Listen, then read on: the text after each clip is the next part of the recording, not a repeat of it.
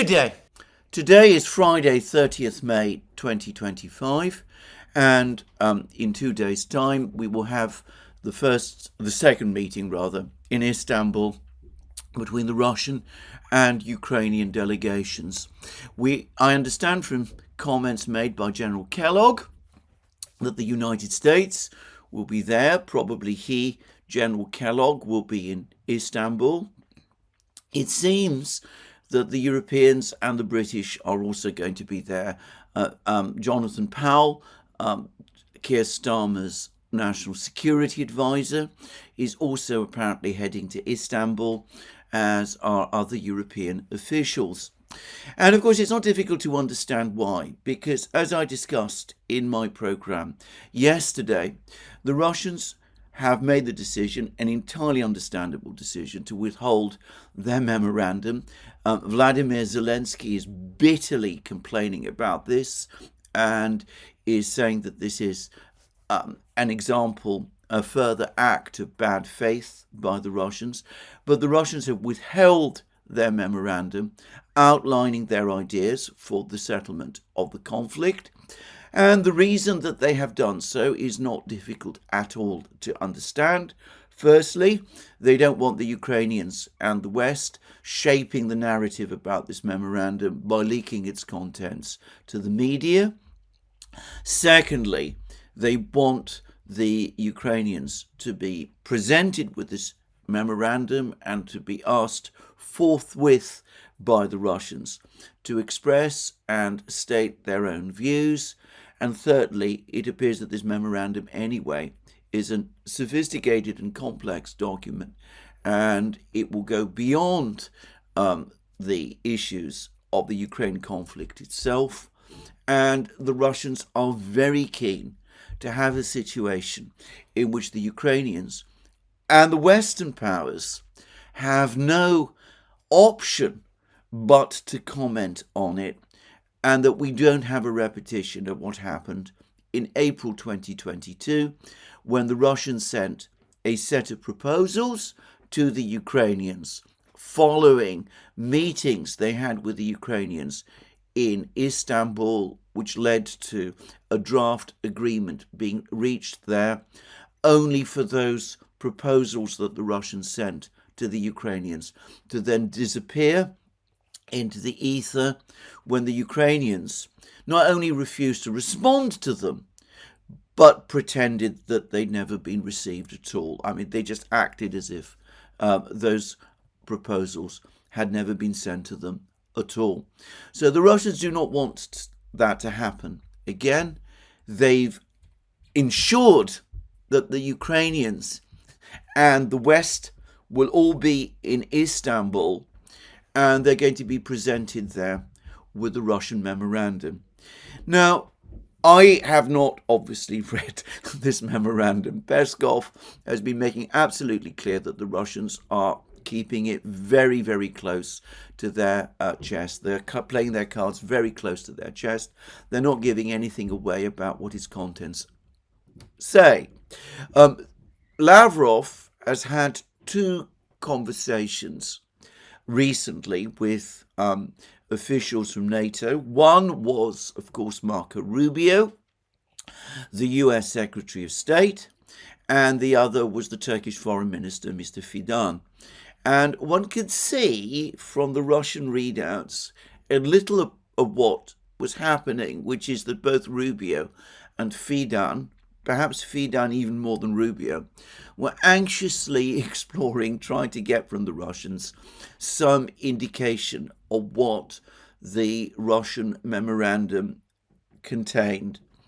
And judging from the very, very sparse readouts that the Russian Foreign Ministry has provided, Lavrov just batted both Rubio and Fidan away. So the Russians, as I said, aren't disclosing absolutely nothing. But I don't think it's particularly difficult to guess on a lot of what is there.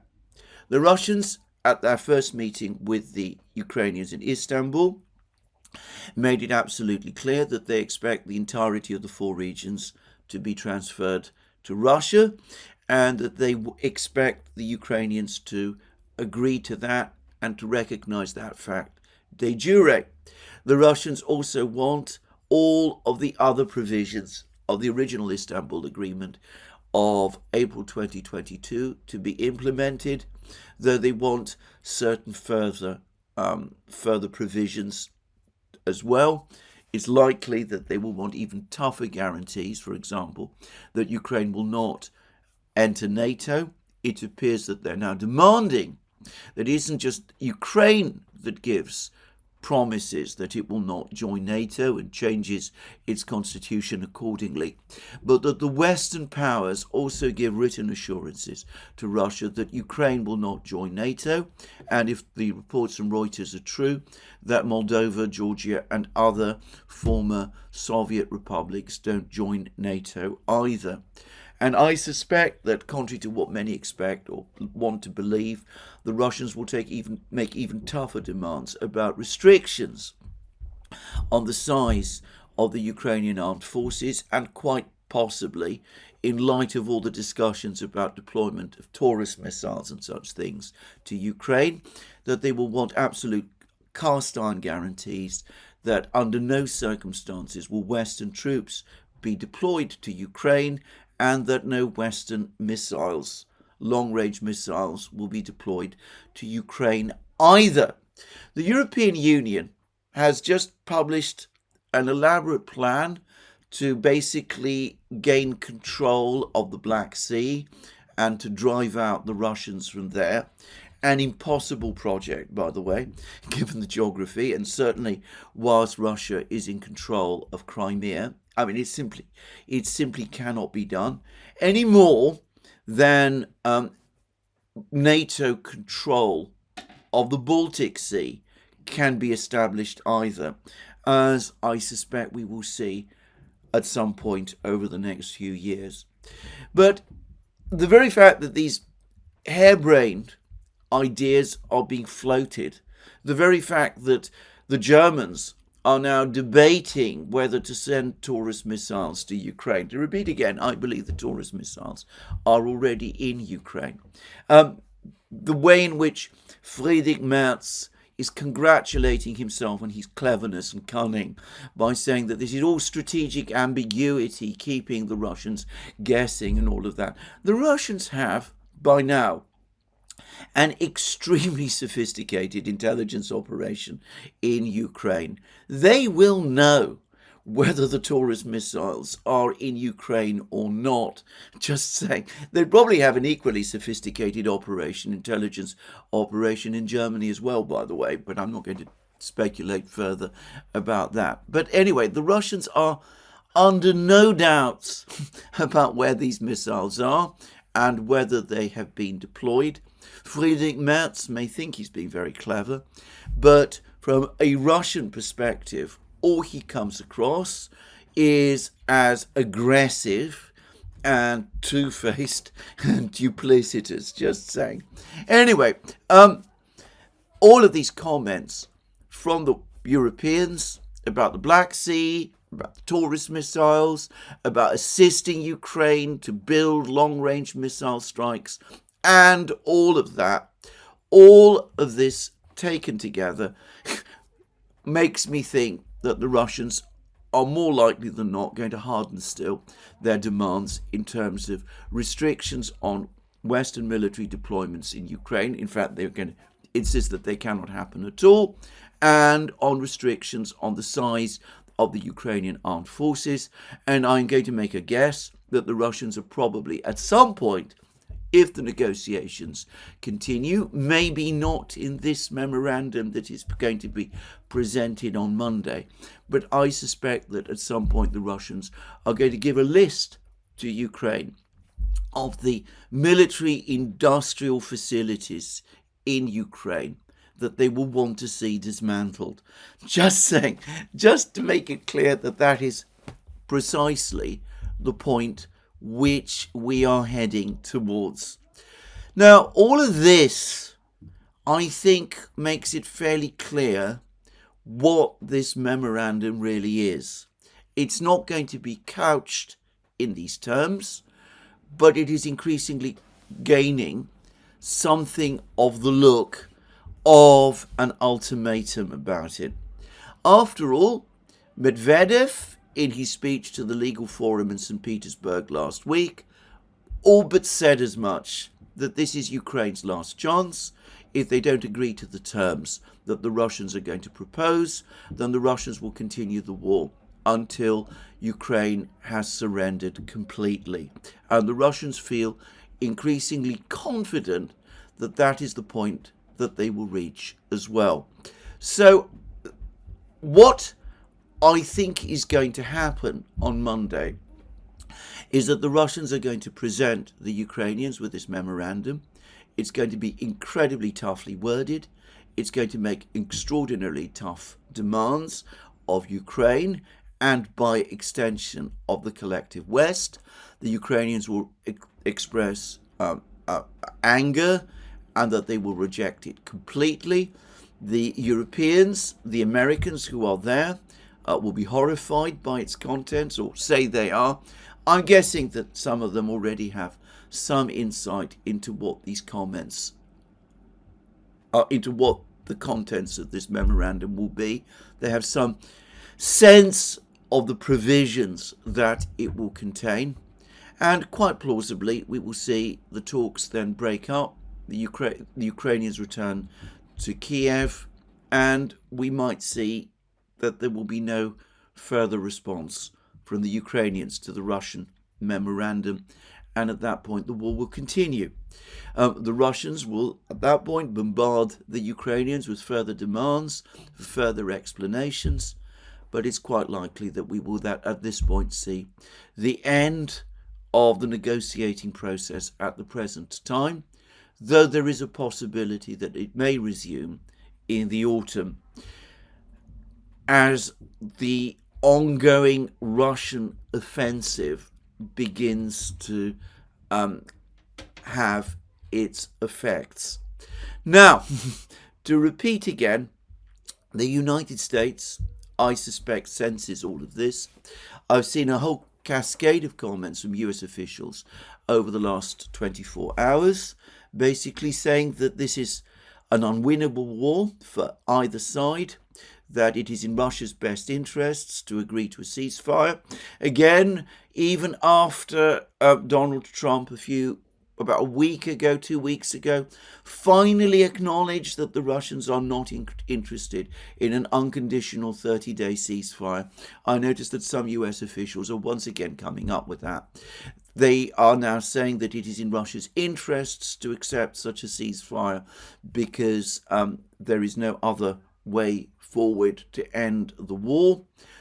Trump seems to realize that the Russians are winning. Others seem to realize that the Russians are winning, but the stalemate narrative continues to apply. And the Americans are basically again saying that, the Russians need to accept the ceasefire proposal. And the threat that they are making is a very interesting one. They're saying that if there is no ceasefire, the United States will walk away from the mediation process. Now, why the Americans think that that by itself will suffice to deter or intimidate the Russians, I am not at all sure. After all, it is not as if the Russians actually asked the United States to act as mediators in this conflict. I have pointed out in many programs, we on the Duran, Alex and I have pointed out on many programs. Many other people have also pointed out in many, many programs how bizarre it is that the United States, which has been arming one of the parties, providing with intelligence, commanding its armies, providing command and control, directing the war, has been doing all of these things, that it should actually believe that it is in a position to act as a mediator in the conflict. So why the Americans pretend that the United States pulling out of its mediation role, ending its involvement in the negotiations, should alarm the Russians, I simply don't understand. It could be that this is again code for some kind of a threat, perhaps to resume arms supplies to Ukraine. But Marco Rubio has already said that the United States is short of interceptor missiles, Patriot interceptor missiles, and that the United States is short of weapons it can supply to Ukraine anyway, and the Europeans are in a desperate position where that is concerned. And the United States, besides, may be unlikely to want to supply further weapons to Ukraine because it's got lots of interests in other parts of the world to think about. Or it could be that the United States is indeed finally going to get round to imposing those sanctions that it's been talking about against Russia. But Putin, Russian officials have been saying for some time that they expect the sanctions to come and that they're not going to be intimidated or deterred by them. And I've discussed the whole sanctions issue in many, many programs, and I've explained why I believe the Russians are confident that they can ride any sanctions storm, further sanctions storm, out. So I'm not sure why the Western powers believe that they are in a position to walk away from negotiations. I'm not sure what the Western powers believe that they are going to achieve by telling Ukraine to simply walk away from, as I said, the ultimatum that the Russians are going to hand down on Monday. I suspect that there is still a great deal of denial and confusion and inability to face reality in the West at this time. But as I said, I think that probably is what is going to happen. Anyway, thereafter, after the Russian memorandum has been rejected, as it will be, after the Russian ultimatum has been rejected, as it will be, the Russians will press home their military advantage, which is tilting further and further in their favour every single day. And we will see the war pressed home, and, well, by the end of the year probably, we will see Ukraine in deep existential crisis and the Western powers facing extremely difficult decisions about what they're going to do. Anyway, that it seems to me is the most likely course of events over the last couple of weeks. Now, of course, it is just possible that things might take a different turn. It might be the case that the Russians are going to present more moderate proposals in Istanbul than I expect. I see no indication of this in any comment or statement that any Russian official has made. I have no sense that is the case, but you never know. It may be that something unexpected like that might happen. It could be that the West does manage somehow to pull some rabbit out of the hat, which I cannot see. Julian Rebke at Bild Zeitung, as I said previously, couldn't see it either. That they can find some means to alter the dynamics on the battlefields. They haven't been able to for 3 years, but maybe they can change them now in some way. Maybe there'll be a decision finally to send troops to Ukraine to take on the Russians. That would be a complete disaster, by the way. I don't know. Or maybe the sanctions will be more effective than I expect or believe, though, again, I don't expect or believe it. So it could be that something different happens over the next couple of months. But for the record, I think by far the most likely outcome is, as I said, that the Russians will present their memorandum to the Ukrainians. That memorandum is essentially an ultimatum. The Ukrainians will They won't be able to deny this time that they're rejecting it. They will reject it. They will walk away, and the war will continue, and the West will be left with nothing very much that it can realistically do.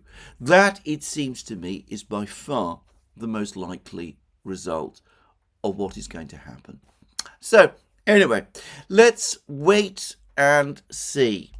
Now, there have been a number of other things that have been going on in the conflict, and not just the conflict, but affecting the various parties, which perhaps do give an insight of where things are going.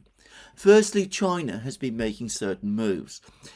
There are reports that China is now placing export restrictions on Mavic drones.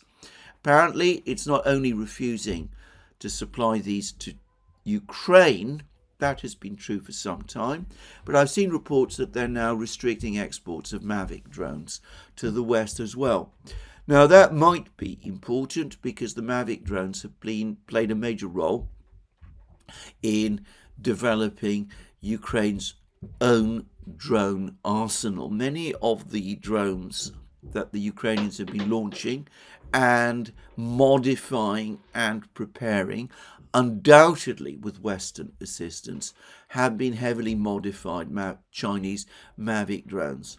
So for a certain period at least, the absence of Mavic drones, or the shortage of Mavic drones, may affect the Ukrainian drone offensive.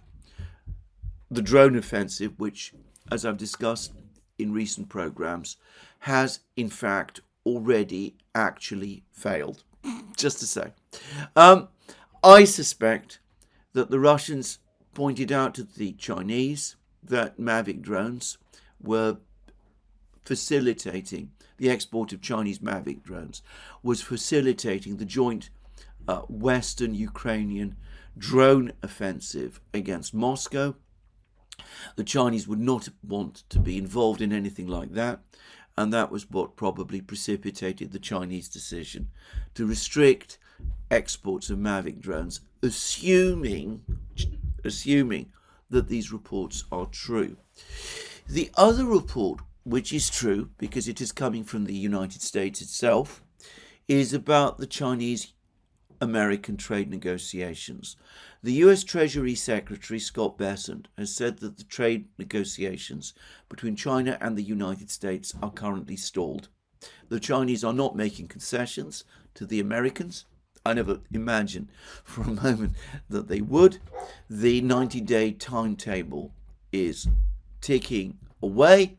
The United States is under intense pressure, and Scott Bessent is talking about the necessity of a telephone conversation between Xi Jinping and Donald Trump in order to break the deadlock. That looks to me, and I have to say this, as if China is also, quite apart from China's own position on the trade talks, which of course we don't know very much about because these trade talks are being conducted in private. But it could be that the Chinese are also responding to these threats of further sanctions, secondary sanctions, that are being made by the United States, by Lindsey Graham's bone-crunching sanctions against Russia, which, as I pointed out, are not really sanctions against Russia at all.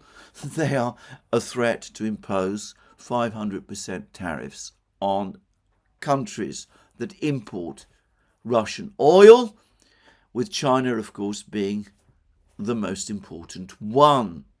So it could be that the Chinese are telling the Americans, look, whilst this threat of 500% tariffs remains, we are not really interested in conducting trade talks, because why would we want to?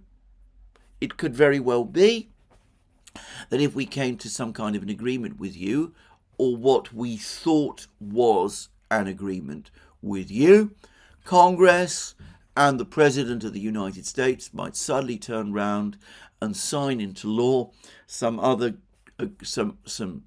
sanctions bill, some purported sanctions bill, which not only restores all the tariffs on us, but raises them even higher to 500%. And there is no possible sense in that case in us wasting our time and negotiating with you about trade whilst this threat exists. So that could be what the Chinese are saying in private. The Chinese might be pointing out that it makes absolutely no logical sense whatsoever for the United States to impose 500% tariffs on China because of something that some other country, namely Russia, is doing in some completely different part of the world, namely Ukraine and Europe. And, well, anyway, we would see, it'd be interesting to know how the American negotiators are responding to all of that. So I think that Donald Trump absolutely does want some kind of tariff agreement with China. And it could also be that the Chinese, in making these points to the Americans, are also driving home to the Americans how few cards, both in the trade talks and in the Ukraine negotiations, the United States actually has to play. Now, on the question of trade, and indeed on Donald Trump's entire position domestically at the moment, it must be said that things have not been going fully his way over the last couple of weeks.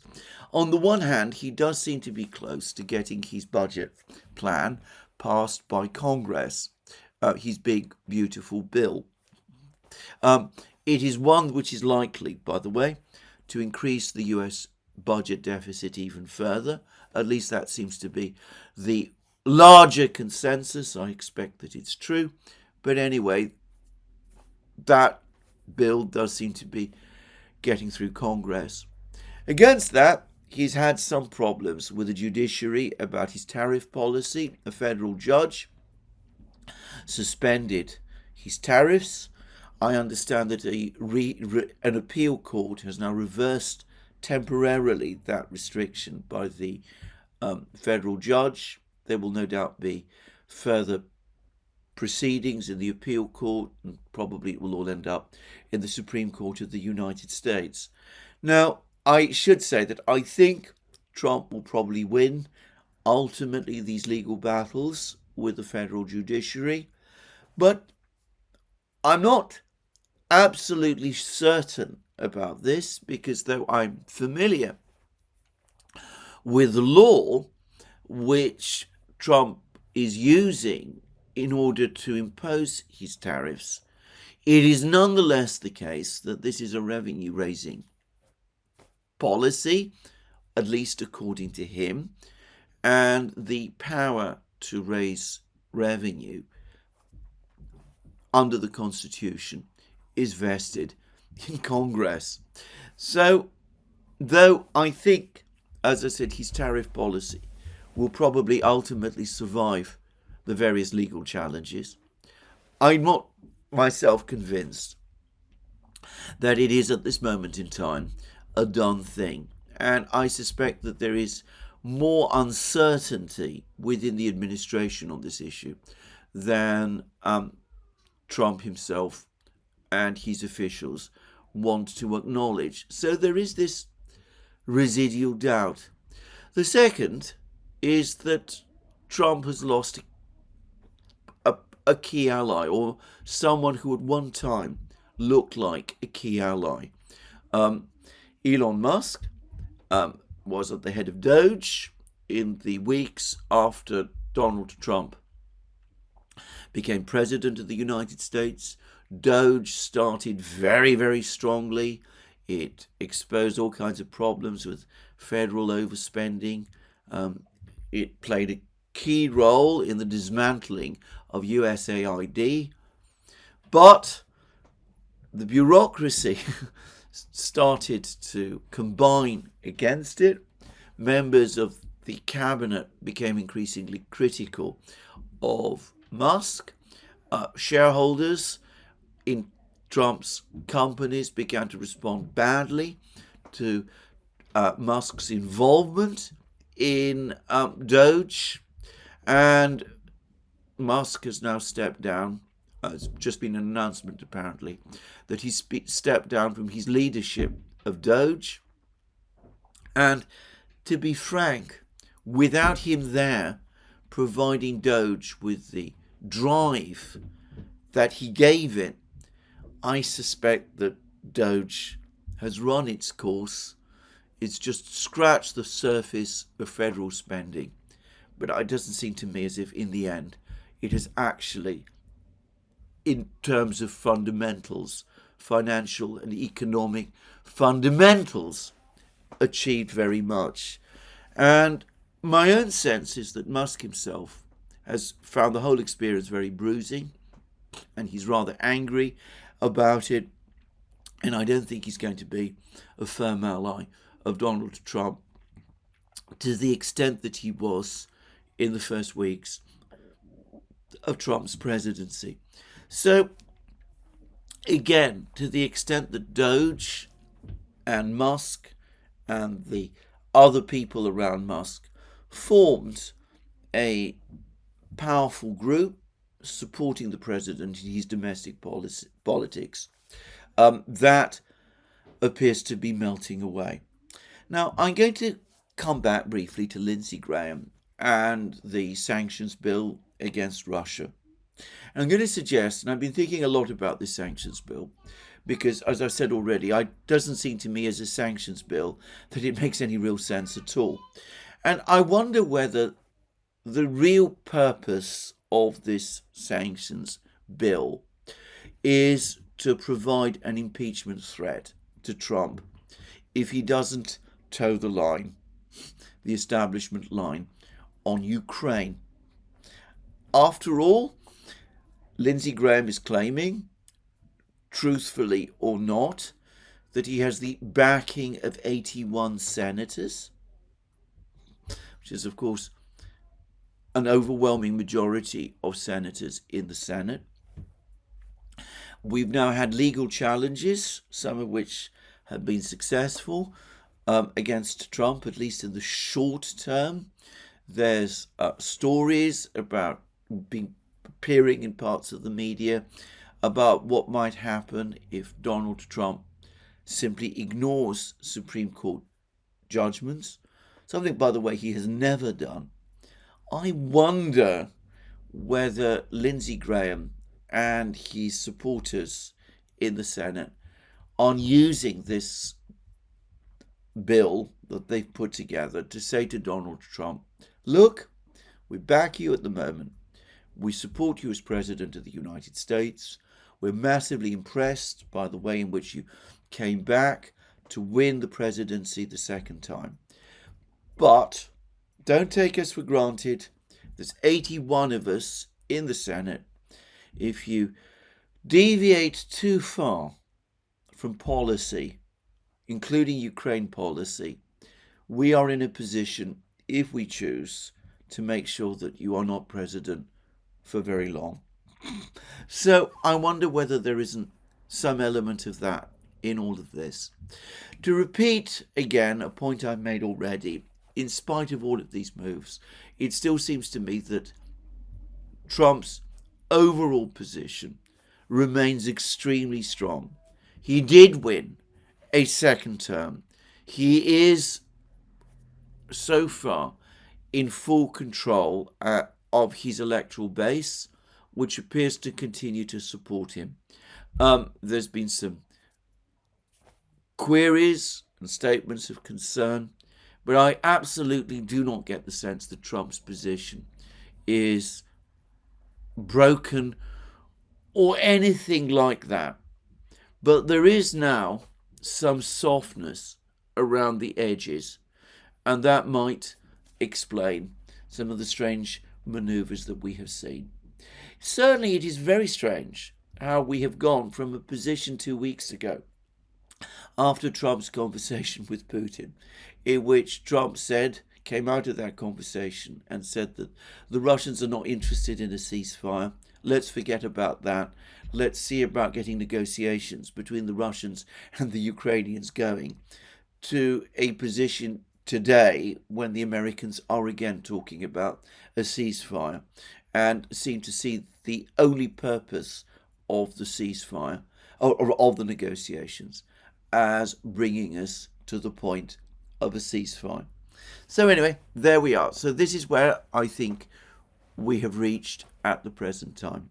Now, let me say, however, that the fist in these negotiations, the leverage, is entirely on the Russian side. And when I mean by leverage, it's the Russians who are in a position to make whatever ultimatum they present to the Ukrainians on Monday. They're in a position to make that ultimatum effective. Because, as Trump has essentially admitted, as you're starting to see increasingly admitted in parts of the media in the West, particularly the military parts of the media that specializes on military matters, such as the reports by the Royal United Services Institute in Britain, the reports that are appearing in large sections of the media in the United States that is specifically oriented towards military matters, and it is very extensive. Anyway, it is the Russians who are in the driving seat in the war and who are winning and gaining ground and doing so every day. So if the negotiations in Istanbul are Russia's version of the velvet glove absolutely comes with a mailed fist, and that mailed fist is what is happening on the battlefronts. Now, again, time constraints limit the detail of what I can say about what is actually going on the battlefronts. But the last 24 hours since I did my program have, it seems to me, taken a massive, decisive further turn on the battlefronts. Now, Redovka today has just published an article about the fighting in Chasiv Yar. It is now, I think, largely acknowledged, in fact, almost entirely acknowledged, that the Russians have indeed captured the central fortified positions in Chasiv Yar. There are only a few outlying areas left. And Redovka today is reporting that the Russians, that the 98th Guards Airborne Division, the division that has fought the battle for Chasiv Yar, and which has been the main force in this area that the Russians have deployed ever since the Wagner organization was pulled out in May 2023. Anyway, the 98th Guards Airborne Division, according to Redovka, is now beginning its final assault on the remaining Ukrainian positions in the westernmost suburbs of Chasiv Yar. And Redovka is writing as if the Russians expect that the whole of Chasiv Yar will pass under their control within the next couple of days. When I mean the next couple of days, I don't mean weeks or a week or so. Apparently there's little left now to capture. Central Chasiv Yar is under Russian control. The important village of Stupochki is under Russian control. The Russians control a large belt of territory to the north of Chasiv Yar, which provides them with strategic depth in this area. Redovka says that Ukrainian reinforcements, which have been sent to hold positions in the Konstantinovka area, have been deployed to the south, not to the Chasov Yar area, because the situation is so critical in these other places that Chasov Yar is being given less priority, so that there are relatively few Ukrainian troops left defending Chasov Yar. Anyway, one way or the other, it does now look as if this battle for Chasov Yar, and by the way, the larger battle for the whole Bakhmut conurbation, of which Chasov Yar is ultimately a part, that battle is about to end. And all of this has happened as the territory south of Konstantinovka, in which I said that some Ukrainian troops appeared to have been caught in a cauldron, that this area has now passed entirely under Russian control.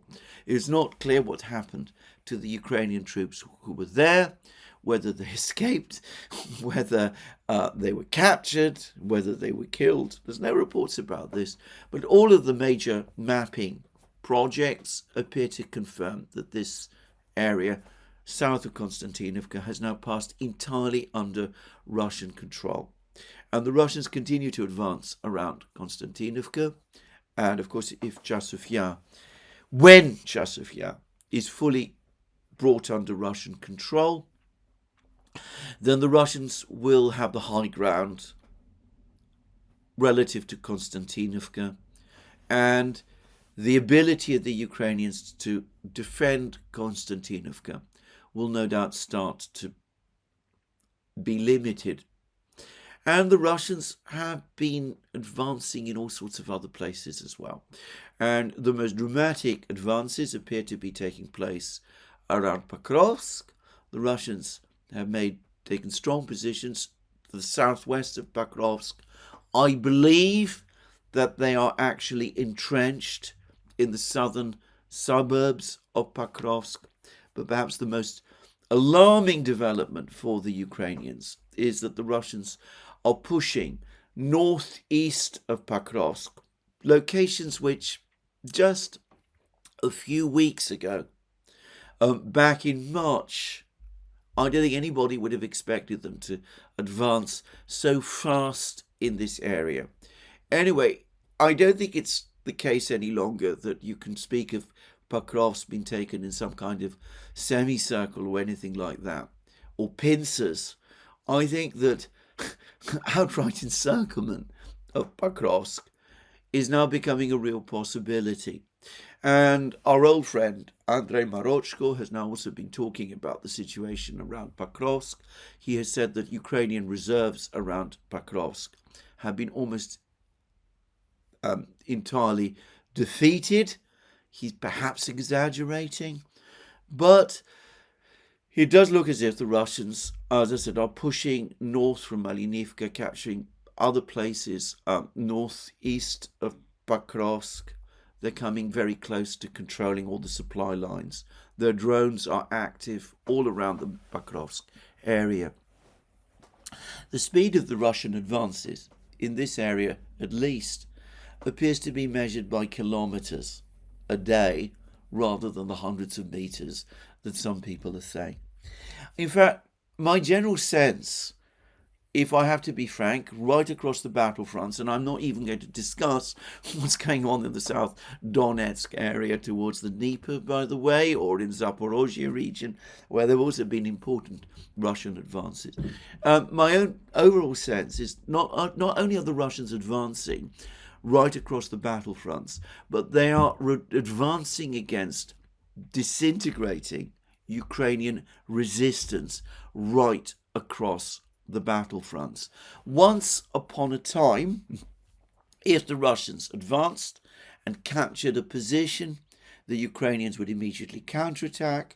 There would then be an encounter battle. It might last several days or even weeks. Eventually the Russians would prevail and would consolidate, and then they would move on and the pattern would repeat itself. Now, as far as I can see, the Russians capture places. Ukrainian resistance is so light that they're not able to launch counterattacks, and the Russians therefore are able to move on and advance and capture other places still. This was the pattern in the summer of 2024, in the enormous Russian advance that took place west of Avdiivka towards Pokrovsk. I remember noticing it there, that the Russians would be able to take one settlement and then move on to the next settlement, and Ukrainian resistance would be very disorganized and didn't seem to be able to hold them back. But it's now happening not just in one sector, but right across the front lines. And there are also reports that the Russians are doing the same thing in the Sumy and Kharkov regions, that the Russians have now crossed the border in other areas into Kharkov region, that they seem to be intent on consolidating control of a large territory in Kharkov region, linking up their forces in Volchansk, which have now essentially captured have captured apparently northern Volchansk, with Russian forces in the area of Kupiansk. And again, I don't get the sense of very strong resistance from in this area from the Ukrainians either. And in Sumy region, the Russian advance appears to be, if anything, faster still.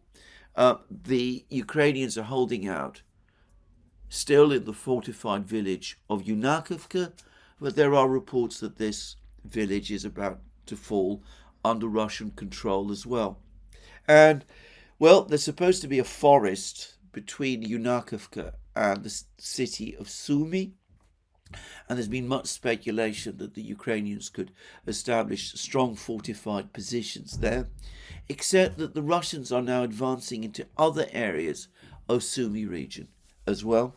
And it looks to me, I mean, from what I can tell of the map, and to be clear, I'm not a good person at reading maps, but it looks to me as if they could probably bypass this forest if they needed to. And yesterday, there were reports that the Russians have captured the village of, I believe it's called Retlagub. It's an important village near Liman and in the Siversk area. It looks to me as if Siversk is now hanging by a thread, just saying, and that the Russians could be soon in a position to start an advance towards Liman as well. And of course, if Liman is captured, apparently that is also high ground relative to Slavyansk and other places. So a military crisis right across the front lines. The Russians have established complete drone dominance, and the skies every night are filled with Russian drones. There was a major Russian strike, by the way, on Ukrainian positions on the Black Sea. So it's an absolutely critical, indeed disastrous military situation. And it seems to me that all the attention that's been given to the diplomacy, the negotiations, is taking away attention from this. I read an article in the French newspaper Le Temps, which spoke about how the Ukrainian troops are exhausted, demoralized, that they feel that the situation is becoming hopeless. One would have thought that what is going on the battlefields in what is, after all, a war is perhaps more important than what is going on in the negotiating table in Istanbul, especially when the positions of these two parties, the Russians and the Ukrainians, is so far apart. It could be, this is perhaps something to say, that everybody, the Russians, the Ukrainians, the Americans, the Europeans, all agree for their own different reasons on one thing, which is let's keep the attention away from the growing disaster on the battlefronts. Let's keep on all the focus on what goes on in a room in the Dolmabahce Palace in Istanbul.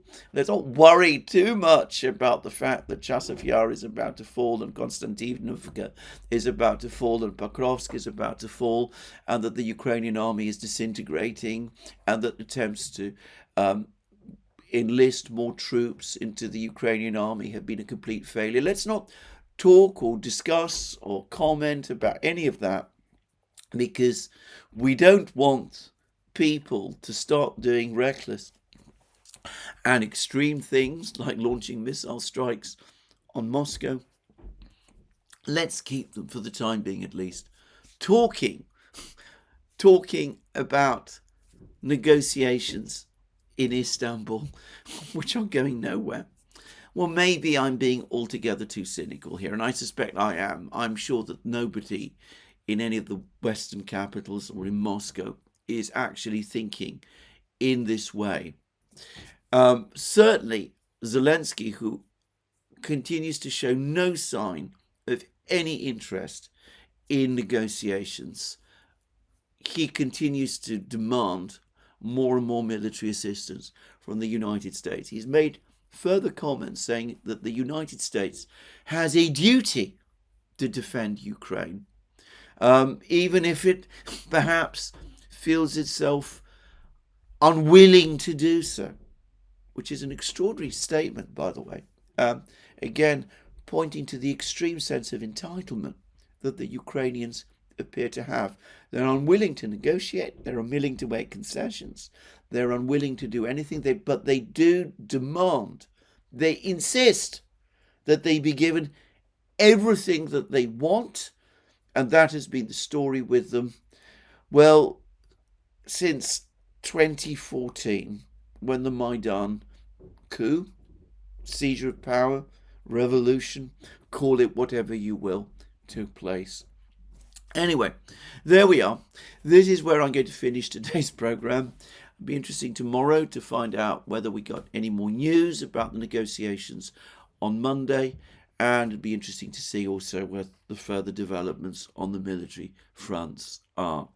For the rest, I can't myself see the trajectory either of the negotiations or of the war changing, and I suspect that over the summer it will be mostly a discussion, these programs will be mostly a discussion of military developments leading to a crisis situation,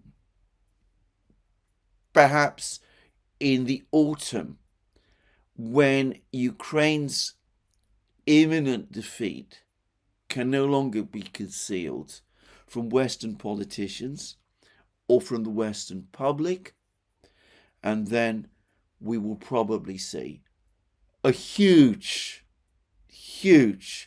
crisis and debate about what, if anything, the West should do. Well, that's my program for today.